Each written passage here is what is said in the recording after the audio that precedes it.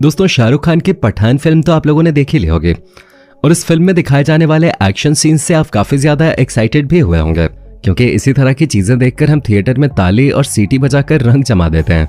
पर क्या आपने कभी सोचा है कि फिल्मों में दिखाए जाने वाले खतरनाक एक्शन सीन्स आखिर होते कैसे हैं? क्या असली में शाहरुख खान और सलमान खान जैसे सुपरस्टार गाड़ियों को उड़ाते हैं, हेलीकॉप्टर से स्टंट करते हैं और गुंडों को मारते हैं, या फिर इसके पीछे की कहानी कुछ और ही है? आज हम सारा पर्दाफाश करेंगे, बस वीडियो को एक पल के लिए स्किप मत कीजिएगा। दोस्तों, सिनेमा घरों में धूम मचाने वाली पठान फिल्म कितनी शानदार है ये तो आप भी जानते हैं, जिसमें आपको एक से बढ़कर एक एक्शन सीन देखने को मिलेंगे और गाड़ियां तो ऐसी उड़ती हैं कि पूछिए मत। इस फिल्म का टोटल बजट है 250 करोड़ रुपए। अब बजट के बारे में सुनकर आप सोच रहे होंगे कि यार इतनी महंगी फिल्म बनाई है तो सच में गाड़ियों को जला दिया गया होगा, लेकिन उन फिल्मों का क्या जिनका बजट इतना ज्यादा नहीं होता है। बॉलीवुड के डायरेक्टर रोहित शेट्टी को ही ले लीजिए, जिनकी फिल्में तो छोड़िए, इनके रियलिटी शो में भी गाड़ियां उड़ाई जाती हैं। ऐसे में क्या सच में कुछ सेकंड के सीन के लिए रोहित शेट्टी बड़ी बड़ी गाड़ियों को उड़ा देते होंगे? तो जवाब है बिल्कुल नहीं। कोई इतना पागल नहीं है कि लाखों करोड़ों की गाड़ियों को यूं ही उड़ा दे, बल्कि ये सारा कमाल तो कंप्यूटर महाराज का है, जिनकी मदद से एडिटिंग की जाती है। फिल्मों में आप जिन गाड़ियों को उड़ते हुए या एक्सीडेंट से टूटते हुए देखते हैं, असल में वो असली गाड़ियां होती ही नहीं है। ये उन बड़ी बड़ी गाड़ियों का रेप्लिका, या फिर आसान भाषा में कहा जाए तो उन गाड़ियों के खिलौने वाले मॉडल्स होते हैं, जो बिल्कुल असली गाड़ियों जैसे ही नजर आते हैं।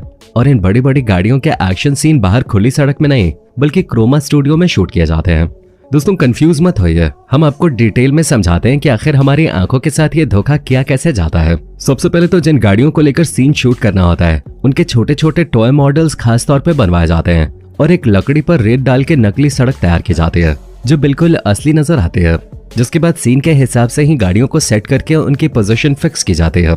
अब जिन गाड़ियों को ब्लास्ट करवाना होता है, या उन्हें उछलता हुआ दिखाना होता है, या फिर एक्सीडेंट वगैरह का सीन होता है, तो इस तरह की चीजों को फिल्माने के लिए कार को धागे से बांधकर हाथों से उछाला जाता है और इस एक सीन को कैमरे में कई सारे एंगल से रिकॉर्ड किया जाता है। एक बार जब ये सारा सीन रिकॉर्ड हो जाता है, तो अब बारी आती है एडिटिंग के, क्योंकि सारा खेल तो कंप्यूटर पे एडिटिंग के सहारे ही किया जाता है। साफ शब्दों में कहा जाए तो एडिटिंग ही वो जादू है जिसे देखकर हम दर्शक सिनेमा घरों में सीटी बजाना शुरू कर देते हैं। सबसे पहले तो एडिटिंग के जरिए कार से बंधे धागे को पूरी तरह से हटा दिया जाता है और सीन को ज्यादा रियलिस्टिक बनाने के लिए धूल मिट्टी भी उड़ाई जाती है, जिसे देखने में ऐसा लगता है मानो सच में बड़ी सी गाड़ियां उड़ रही हो। दोस्तों, ये तो हुई कार को उछालने के बाद, लेकिन फिल्म में इससे भी ज्यादा बड़े बड़े कारनामे होते हैं, जैसे कि एक साथ कई सारी गाड़ियों को चलते हुए दिखाया जाता है।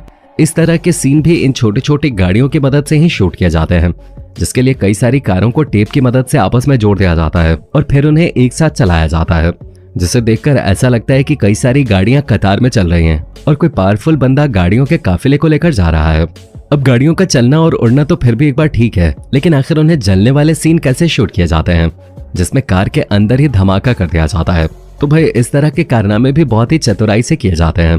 सबसे पहले तो इसमें हरे पर्दे का इस्तेमाल होता है, जिसे टेक्निकल भाषा में क्रोमा फ्रेम कहा जाता है। अब इन छोटी छोटी कार्स को क्रोमा फ्रेम के आगे रख दिया जाता है और फिर कार के अंदर धूप बत्ती जलाकर रख दी जाती है, ताकि उसमें से लगातार धुआं निकलता रहे। और जिस किसी भी कार में ब्लास्ट का सीन फिल्माना होता है, उसके अंदर जलता हुआ मोम डालकर आग लगा देते हैं। जी हाँ, इन छोटी छोटी गाड़ियों में असली की आग लगाई जाती है और फिर इन गाड़ियों को एक दूसरे के ऊपर फेंका जाता है, या फिर इनके अंदर ब्लास्ट करवा दिया जाता है और फिर जरूरत के हिसाब से इस तरह के सीन की एडिटिंग करके परफेक्ट फिल्म तैयार हो जाती है। तो देखा आपने कि किस तरह से फिल्म मेकर्स हमारा उल्लू काटते हैं, पर अभी तो केवल शुरुआत है, क्योंकि फिल्मों में दिखाए जाने वाले जितने भी बेहतरीन और हैरत अंगेज सीन्स होते हैं, उनमें सारा खेल ग्राफिक्स और विजुअल इफेक्ट का होता है। लेकिन इसको भी ज्यादा रियलिस्टिक बनाने के लिए सीन की डिटेलिंग और विजुअलाइजेशन पे बहुत ज्यादा ध्यान दिया जाता है, ताकि जब दर्शक फिल्म को देखें तो उन्हें ऐसा महसूस हो जैसे कि ये स्टंट असली में किए गए हैं और यहाँ पर उड़ने और ब्लास्ट होने वाली गाड़ियां बिल्कुल असली हैं। और दोस्तों, आप लोगों ने फिल्म में हीरो को हेलीकॉप्टर से लटकते हुए या फिर उस पर खड़े होकर स्टंट करते हुए बहुत बार देखा होगा। ये सारे कारनामे हमारे खिलाड़ी कुमार यानी कि अक्षय कुमार सबसे ज्यादा करते हुए नजर आते हैं और हमारी देसी सुपर हीरो मूवी क्रिश में भी ऋतिक रोशन एरोप्लेन से लटके हुए नजर आए थे, जो कि सच में बेहतरीन सीन था। लेकिन क्या आप जानते हैं कि आखिर इस सीन को किस तरह से फिल्माया गया था? दोस्तों, अगर हम क्रिश मूवी की बात करें तो इस फिल्म में ऋतिक रोशन को प्लेन से लटकता हुआ दिखाया गया था, पर आप ये जानकर हैरान हो जाएंगे कि यहाँ पर कोई भी असली का प्लेन नहीं था, बल्कि इस पूरे सीन को क्रोमा और वीएफएक्स टेक्निक से शूट किया गया था, जहाँ इन सभी टेक्निक की मदद से ऋतिक रोशन के अलग से शूट किए गए सीन्स को एक कर दिया गया, यानी कि दो अलग अलग तरह से शूट हुए सीन्स को एक साथ जोड़ दिया गया, जिसकी मदद से ऐसा लगता था मानो ऋतिक खुद ही प्लेन से लटके हुए हैं और कभी भी गिर सकते हैं। पर असल मायनों में जब आप इस सीन को शूट होते हुए देखेंगे तो हंस कर पागल हो जाएंगे, क्योंकि बिना किसी प्लेन के क्रोमा स्क्रीन के सामने जब ये सब शूट किया जाता है तो सच में काफी फनी लगता है। ऐसा देखकर लगता ही नहीं कि किसी फिल्म की शूटिंग हो रही है। पर जब ये सारी चीजें एडिटिंग के बाद सामने आती हैं तो दर्शकों की आंखें खुले की खुली रह जाते हैं। इतना ही नहीं दोस्तों, आपने अक्षय कुमार के जितने भी प्लेन और हेलीकॉप्टर वाले शूट देखे हैं उसमें अक्षय कुमार को लोहे की केबल से बांधा जाता है और फिर उन्हें साथ में पैराशूट भी दिया जाता है, जिसके बाद एडिटिंग की मदद से सीन को इस तरह से तैयार किया जाता है जिसे देखकर लगता है कि हमारे खिलाड़ी कुमार सच में हेलीकॉप्टर को पकड़ के लटक रहे हैं।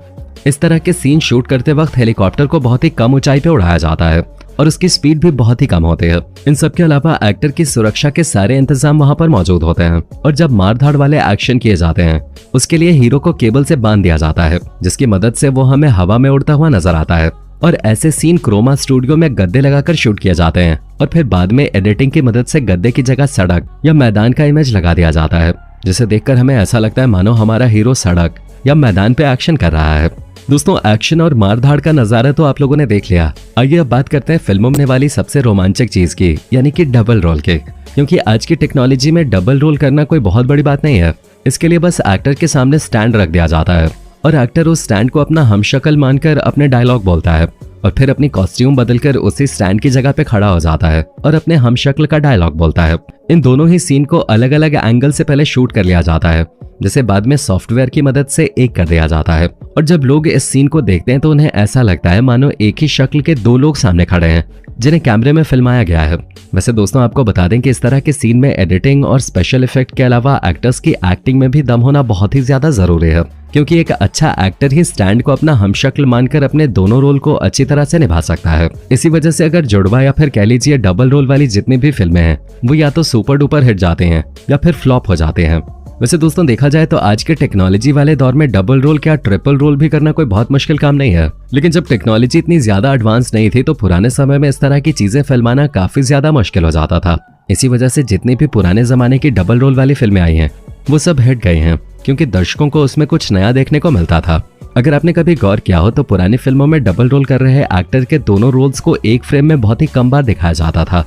हमेशा उन्हें अलग दिखाया जाता था, जिसमें एक का चेहरा दिखता था तो एक की पीठ दिखते थे, जिसके लिए बॉडी डबल का इस्तेमाल किया जाता था। क्योंकि पहले इस तरह की चीजें शूट करना बहुत मुश्किल था, लेकिन अब तो टेक्नोलॉजी और एडिटिंग सॉफ्टवेयर इतने ज्यादा फास्ट हो गए हैं कि फिल्म तो छोड़िए, लोग यूट्यूब वीडियोस में भी डबल रोल जैसी चीजें दिखाकर लोगों को हैरान करना नहीं भूलते हैं।